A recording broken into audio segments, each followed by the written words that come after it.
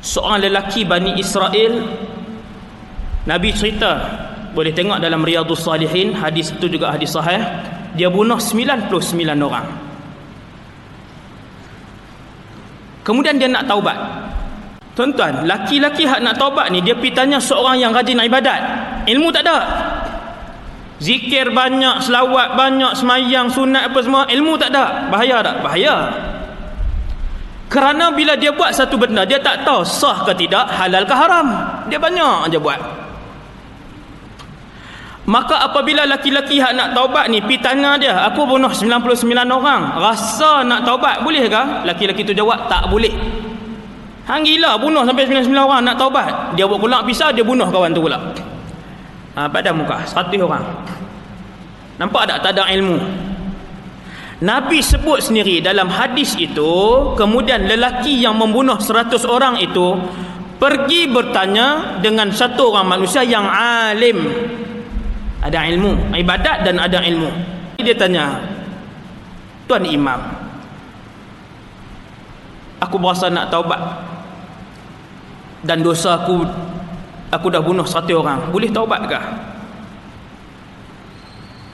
Tuan Imam ni kata, ma yahulu bainaka wa bainat taubah. Apa yang akan menghalang di antara kamu dan taubat? Tak ada benda. Orang alim tu tanya, hang duduk mana? Sekian-sekian tempat. Orang alim tu kata, tempat itu tempat orang jahat. Maka orang alim tu pun nasihatkan, kamu pergi ke tempat ni semua orang soleh kampung tu. Dia pun pergi. Dalam perjalanan sampai ajal dia, turunlah malaikat maut dengan pasukan dua pasukan. Malaikat maut pun ambil nyawa dia. Bila malaikat maut ambil nyawa dia, roh dia siapa nak ambil? Pasukan malaikat rahmat ataupun pasukan malaikat azab? Wa qila man raq. Dalam Quran Allah sebut, kalla idza balagatit taraqiya wa qila man raq.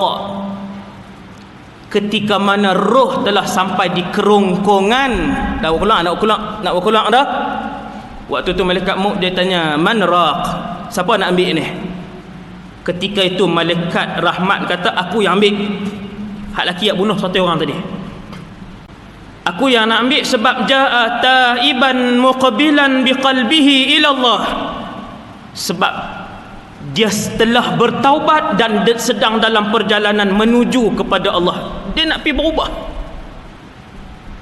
Malaikat azab kata, bahkan aku yang ambil. Innahu lam ya'mal khairan qat.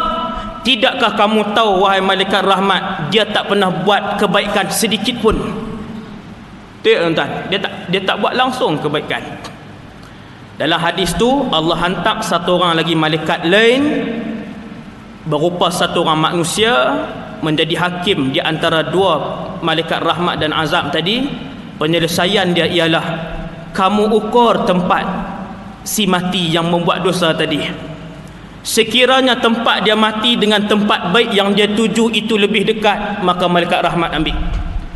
Dan sekiranya tempat mati dia dengan tempat jahat, tempat maksiat yang ditinggalkan lebih dekat, maka malaikat azab sila ambil roh dia. Tuan-tuan, mereka pun ukung. Hadis sahih ni, malaikat-malaikat tu pun ukung, maka mereka mendapati tempat mati pembunuh tadi yang telah bertaubat kepada Allah dengan tempat baik lebih dekat sejengkal. Lebih setapak aja tuan-tuan. Allahu Akbar. Lebih setapak saja. Faqasu fawajaduhu shibran ilal ardi tayyib aqrab. Mereka pun ukur, mereka mendapati mayat itu lebih dekat sejengkal dengan tempat baik yang sedang dia tuju. Malaikat rahmat pun ambil. Besar mana pun penjenayah, saya melihat Allah Subhanahu Wa Taala tetap memberikan peluang untuk dia berubah. Semua orang, besar mana pun jenayah yang dia buat, ini yang saya tengok dalam hidup saya, banyak mana pun jenayah yang dia buat, Allah akan memanggil-manggil dia untuk bertaubat. Nabi kata, seandainya kamu bawa menghadap Allah dosa yang memenuhi bumi, kamu bawa menghadap Allah dosa yang memenuhi bumi, bersusun-susun sampai ke langit. Penuh bumi, bersusun-susun sampai ke langit, kemudian kamu bertaubat, nescaya Allah bawa pengampunan sebesar bumi dan bersusun-susun pengampunan itu sampai ke langit. Maksudnya tak ada dosa yang tidak diampunkan oleh Allah Subhanahu Wa Taala.